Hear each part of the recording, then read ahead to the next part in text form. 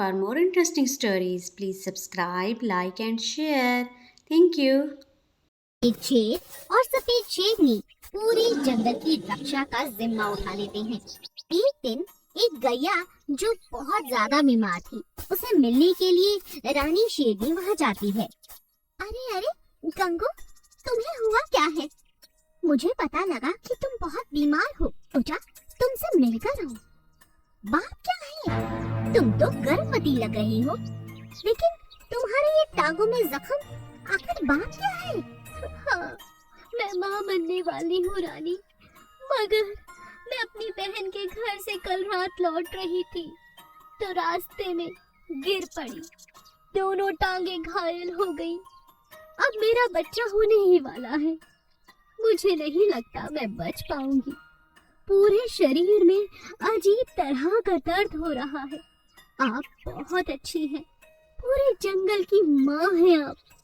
मैं चाहती हूँ अगर मुझे कुछ हो जाए तो मेरे बच्चे का ख्याल आप रखें। अभी गैया बात कर ही रही थी कि अचानक वो बच्चा देते ही अपने प्राण त्याग देती है। सफेद शेरनी को बच्चे को देखते ही उससे लगाव हो जाता है। वो बच्चे को लेकर अपनी गुफा में आ जाती है। दिन रात शेरनी अब उसका ख्याल रखने लगती है।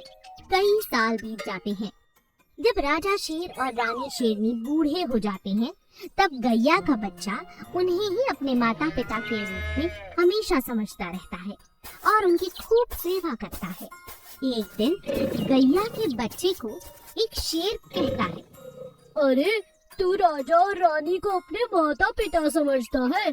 मूर्ख, तू तो गैया है, तेरी माँ गाय होनी चाहिए।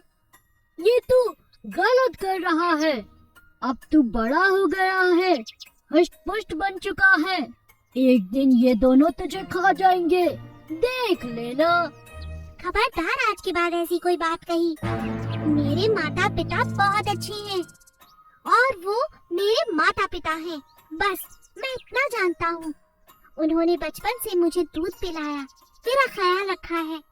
मैं उन्हें अपने माता पिता नहीं, अपने भगवान की तरह समझता हूँ। वो मुझे कभी नहीं खाएंगे। अगर खाना होता तो बचपन में ही खा लेते। उनके जैसा अच्छा दुनिया में कोई नहीं है। जब ये बात सफेद शेरनी सुन लेती है तो उसके आंसू निकल आते हैं। बेटा, सच में क्या तू मुझे बहुत प्यार करता है? हाँ माँ, मैं तुमसे और पिताजी से बहुत प्यार करता हूँ। ऐसा कहते ही गैया को सफेद शेरनी गले लगा लेती है।